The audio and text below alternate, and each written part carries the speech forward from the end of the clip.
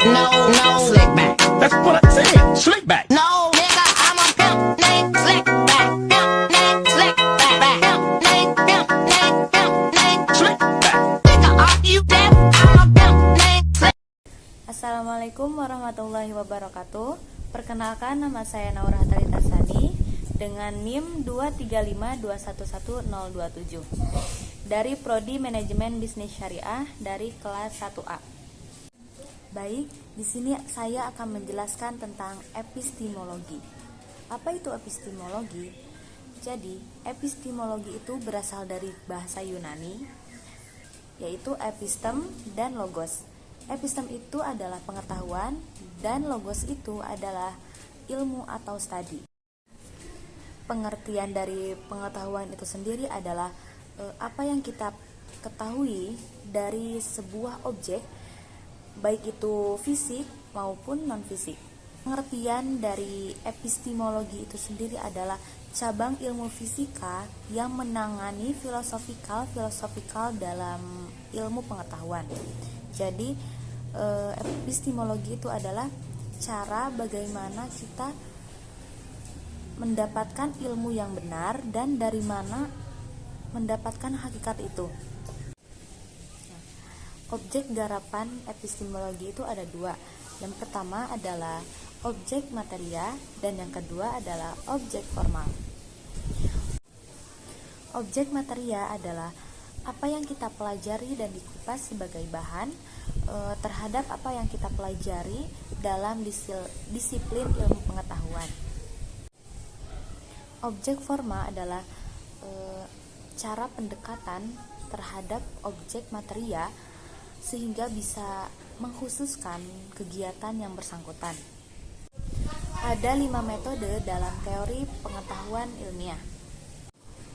Yang pertama adalah metode induktif. Metode induktif adalah pernyataan hasil observasi di suatu metode yang menyimpulkan suatu pernyataan umum. Yang kedua adalah metode deduktif. Metode deduktif adalah menyimpulkan data empiris lalu diolah lebih lanjut ke dalam sistem pernyataan yang lebih runtut. Yang ketiga adalah metode positivisme. Metode ini berpangkal dari apa yang telah diketahui, faktual dan positif. Metode ini juga menyampaikan persoalan yang ada di luar sebagai fakta. Yang keempat adalah metode kontemplatif. Metode ini adalah keterbatasan antara indera manusia dan akal manusia untuk memperoleh pengetahuan, sehingga objek yang didapatkan itu berbeda-beda. Metode ini melibatkan intuisi. Apa intuisi? Intuisi adalah penarikan kesimpulan. Yang kelima adalah metode dialektis, yaitu tanya jawab untuk mencapai kejernihan filsafat. Proses lahirnya pengetahuan itu ada dua. Yang pertama adalah melalui non-ilmiah dan yang kedua adalah melalui ilmiah. Yang melalui non-ilmiah itu dengan cara kebetulan, akal-akalan, usaha coba-coba, intuitif, lalu kewibawaan, spekulasi, dan melalui juga wahyu. Lalu dari cara ilmiah itu ada 3, yaitu dengan penelitian, rasio dan pengalaman, dan yang ketiga itu adalah penelitian ulang. Ada 5 cara berpikir ilmiah. Yang pertama adalah perumusan masalah. Yang kedua, menyusun kerangka berpikir. Yang ketiga adalah menyusun hipotesis. Yang keempat, menguji hipotesis. Dan yang terakhir adalah menarik kesimpulan. Pengertian dari metode ilmiah sendiri adalah prosedur dalam mendapatkan pengetahuan yang disebut dengan ilmu. Fungsi epistemologi dalam kehidupan umat manusia adalah untuk menjelaskan keterlibatan Tuhan dalam proses mencari pengetahuan. Dengan demikian, tujuan umat manusia itu akan selalu terlibat dengan Tuhan. filsafat dan ketuhanan.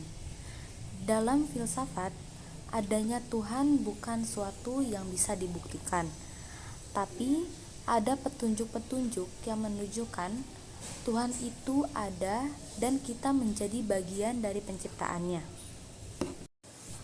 Lalu, manusia adalah bagian dari ciptaan Tuhan yang kemudian diberi logika, dan logika itu bagian sangat kecil dari logika Tuhan, sehingga tidak bisa kita pakai untuk memahami sumbernya.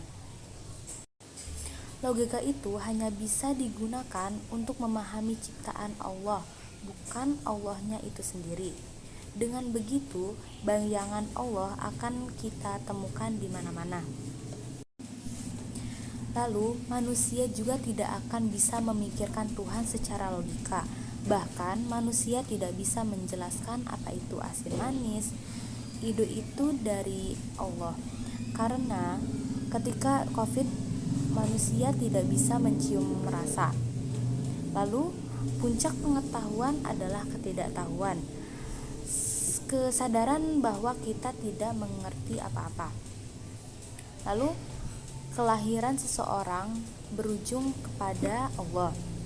Agama memberi landasan moral bagi aksiologi keilmuan, sedangkan ilmu memperdalam keyakinan beragama seseorang.